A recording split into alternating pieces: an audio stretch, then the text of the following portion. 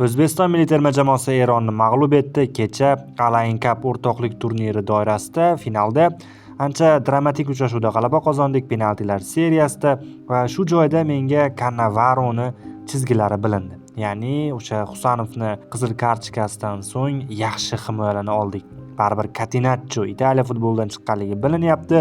Kerak paytda Yevropacha hujumkor futbol pressinglarda yaxshi ishlayapmiz va kerak bo'lganda so'nggi daqiqalarda himoyalana olishni ham bilyapmiz. Aynan mana shu jihat oldinlari bizga yetishmasdi. 70-daqiqalardan keyin himoyalana olmasdik. Ya'ni o'yinni tashlab yuborardik. Ajoyib, Cannavaro o'zining chizgilarini ko'rsatyapti.